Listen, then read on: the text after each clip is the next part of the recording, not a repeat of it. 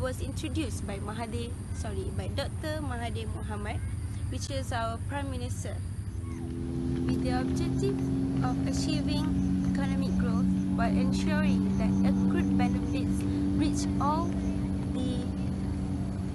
sections of society. The National Development Policy replaced the New Economic Policy, which is also known as NEP. NEP in 1990, but it continued to pursue most of NEP policies of affirmative action for Bumiputra. So one of the objectives of NDP, New Development Policy, is to supply social and environmental values. Okay, it means that national unity will be the final goal of the NDP as a united community. Is important to strengthen the social and political stability and maintain sustainable economic development. Malaysia has different races that we should be living in a harmony that made up of one Bangsa Malaysia, with political loyalty and dedication towards the nation. Since Malaysia is a multiple race, we should be respect the custom, cultures and religions to each other. However, I am sure that there will be many challenges in doing this. One of them is establishing mature, liberal and tolerant community. Next, the objective is to increase the spirituality of the citizens. Spiritual qualities such as compassion and justice are often directly connected with the work of community and building. Spiritual asset can be expressed on a community level too. For example, a town's philosophy might be set down on its local government website, on its vision or mission statement or planning documents. It might include statements such as, "We welcome all peoples from all backgrounds and beliefs." Not only that, we will be known as a community where people respect and value one another.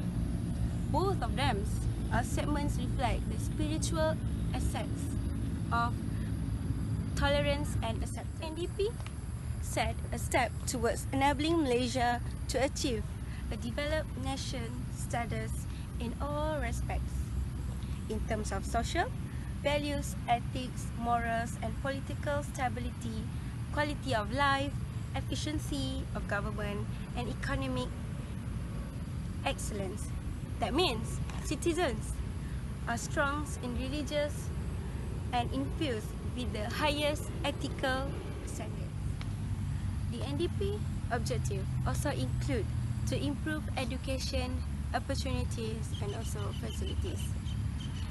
Building national capabilities requires quality from early childhood development, basic education, further and higher education.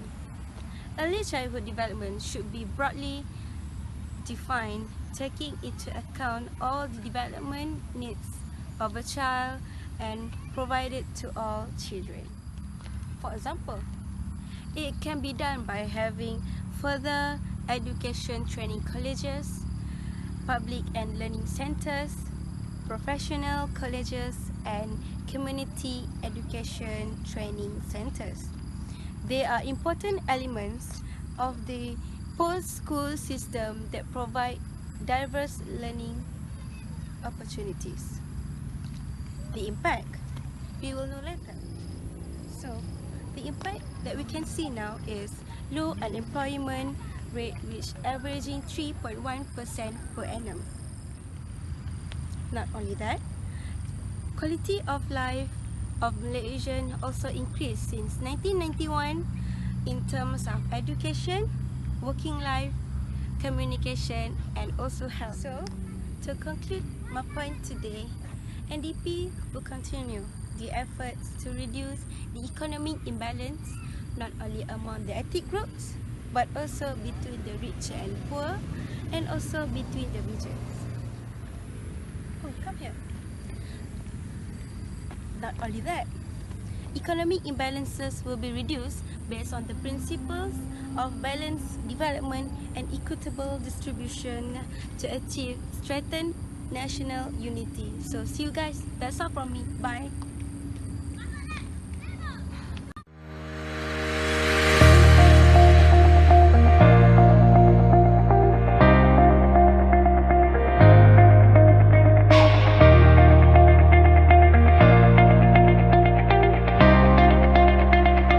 Assalamualaikum and good morning. My name is Nushikia binti Mazun, and today I'll be presenting regarding the four major foreign policy implemented during Tun Dr. Mahathir Mohamad during his premiership.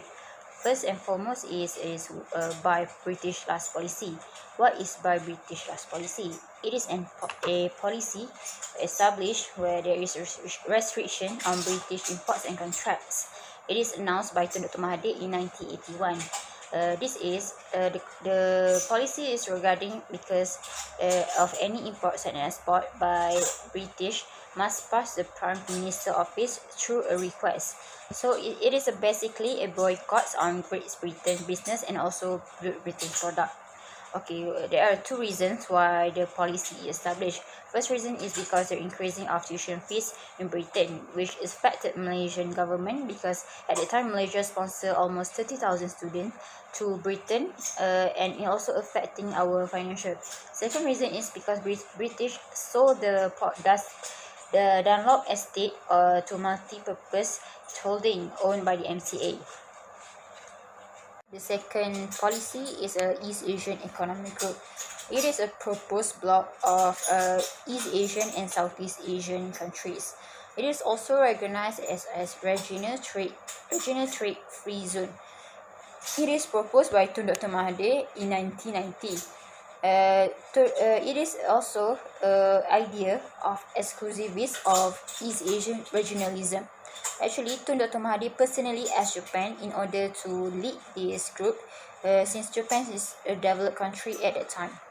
Apart from the three major East Asian countries such as Japan, China and South Korea, the ASEAN countries also the members of this economic group, which is Malaysia, Brunei, Indonesia, Singapore, Myanmar, Thailand and Laos.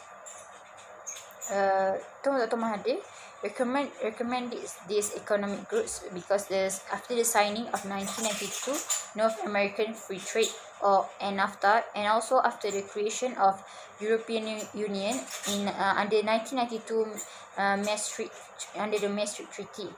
However, this economic group and policy having a strong opposition from the developed countries such as the United States and also Australia. Thirdly is Mahathir as the champion of the South. Why did Tun Dr. Mahathir been labelled as the champion of the South? There are a few reasons. One of the reasons because Tun Dr. Mahathir created an organization called G15, which involved in a few developing countries in 1989 in order to extend the South Cooperation. Second reason because Tun Dr. Mahathir loved to visit developing countries that can give benefits to Malaysia. One of the countries that he visited was the Fiji. Third reason is the involvement of the Tun Dr. Mahathir in ASEAN. Tun Dr. Mahathir is very actively involved in ASEAN that made him recognizable in worldwide and also increase his political view. Next is Tun Dr. Mahathir also strengthen his interest in third world countries in order to get support from them towards Malaysia. This is because Malaysia has to counterback the attack and backlash from the Indonesian government to Malaysia at the time. So the support from another countries is also important to us. Lastly, Tun Dr. Mahathir worked with non-alignment movement, which is NAM. It is to issue the problem regarding the genocide of Bosnian people, the nuclear weapons, enhancing the economic performance, and also restructuring the United Nations to be more democratic and also less of the involvement of the veto powers. Okay. Last but not least is Look East policy. It is an initiative from Malaysia in order to learn from Japan and South Korea for the nation building of Malaysia. It is proposed and started in early 1980s also by Tun Dr. Mahathir Mohamad. Malaysia aims to become a high-income nation countries by 2020 by implementing this Look East policy.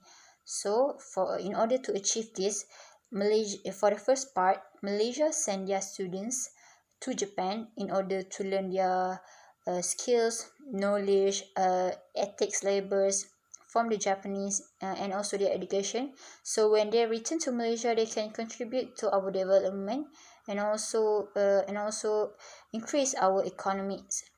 The second part is Japan sending their troop of teachers and also experts to Malaysia to share their knowledge and skills until Malaysia can stand on their own.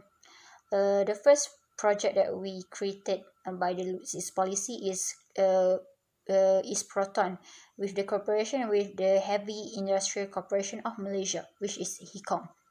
And last but not least is Malaysia create Sogo Social. Sogo Social is a general merchant or trader, which is Sime Darby Pernas Trading Corporation in 1983, and the Sime Darby Corporation still exists until nowadays.